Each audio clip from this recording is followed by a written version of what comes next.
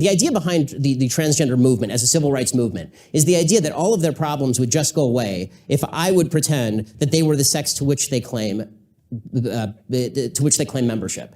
That's nonsense.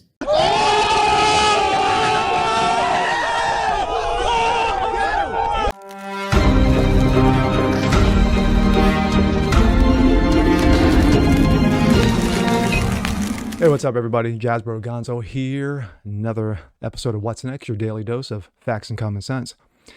Well, it's been a very, very long time since I've did on video on this person. I've mentioned him in the past, but haven't did one on him solely. And that is one Ben Shapiro of the Daily Wire empire. And of course, as anybody knows, that if you look at the last 3 to 5 years with Daily Wire, they have exploded on the scene as becoming a viable entity, especially in the social media realm. Of course, as everybody knows, is that Gina Carano has signed on with the Daily Wire and is they just set to do the movie. Actually, the movie just got done wrapping up. It's called Terror on the Prairie. And also, they've expanded to razor blades. Yes, one CEO, Jeremy Boring of the Daily Wire, has expanded and, of course, comes out with his own razor blades because of the nonsense with Harry's razor blades. And, of course, Harry's razor blades got caught up in the woke nonsense. Sad. But not here to talk about those things. We're here to talk about one Ben Shapiro. Of course, Ben Shapiro, who is a master debater. Don't let your mind run, kids. When it comes to multiple of issues. And it's very hard to try to get one up on Ben Shapiro. A number have tried. A number have failed. And in this story, more failure. Let's take a look. This comes out of the blaze. Vulgar, boasting mathematician and physicist, quote unquote, tries to argue gender identity with Ben Shapiro at a college event. Shapiro quickly wrecks the woke student. Of course, that is the supposed mathematician and physicist.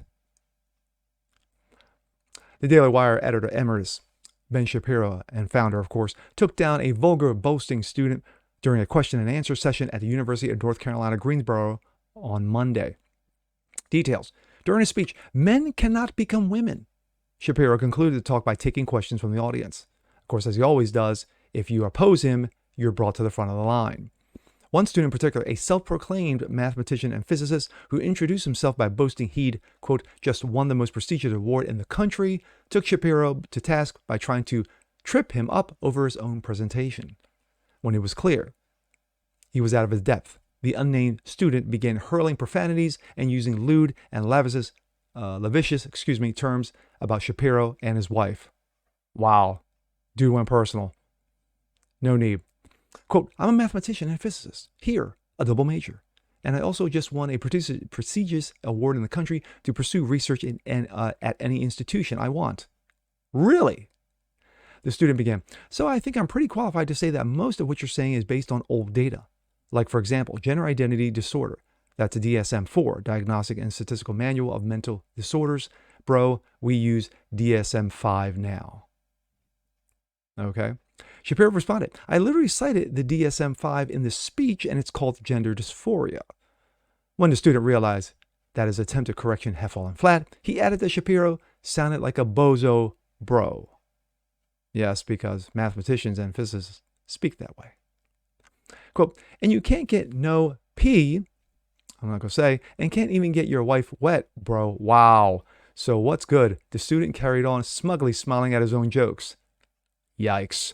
The audience, however, apparently didn't find the humor in a juvenile attempt to mock Shapiro and loudly began booing the student. So Shapiro continued, the nice thing about having several small children is that I don't feel the necessity to have my masculinity challenged by someone like you. Ouch. The student, apparently fumbling for anything to say at this point, even overused buzzwords, fired back at Shapiro only had a Western colonial ideal of gender. You're right, Shapiro quipped sarcastically. Men and women don't exist in any other culture. You're right. You nailed it. The student apparently continued to grow more and more irate as he couldn't successfully challenge Ben on any academic level. Shouted, I'm a mathematician and a physicist. Shapiro, generating a round of applause, continued. As a mathematician and physicist, what in the hell do you know about human biology that allows you to deny it? One other thing, if your logic is so flawed as a mathematician and physicist, I suggest that whichever institution gave you an award, revoke it immediately. Oh, feel the burn. But, yeah, let's go to this wonderful bean footage.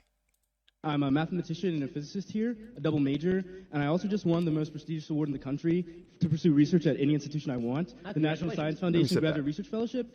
So I think I'm pretty, qualified to say that most of what you're saying is based on, old data. But my question to you, and so I want you all to, realize that. Last month, but sure.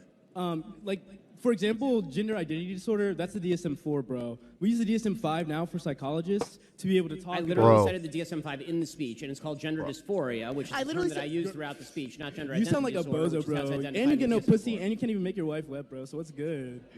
Wow. Wow. So, wow. Let me just say, the nice thing about having several small the real children, I don't question feel is, the necessity to have my masculinity. If we're using a challenged by someone Western like you. colonial idea of gender, then why should it apply? If we're using, because the gender binary is a Western colonialist framework of gender. You're right. Men and women don't exist in any other culture. No. Think right. about Native American. Nailed it. Third gender people. I'm not saying that. Third gender people exist in Native American societies, Western African societies, like Southern Native American societies, like Mexico. So in other places that are not white dominated, and the United States are here. And so you're saying white, so non-white people. That plane is slamming I'm right a into the ground at mathematician this and a point. physicist. You cannot tell me. So I have a question. And also, you're not a biologist. So I have a question. I'm 20. As a mathematician and a physicist, what in the hell do you know about human biology? And you got your that allows law you to degree from deny it? Harvard. What do you know about biology? You got your law degree from Harvard. And frankly, I would ask another question. If your logic is so flawed as a mathematician and a physicist, I would suggest that whichever institution gave you an award, revoke it immediately. My thoughts. Oh, this was good.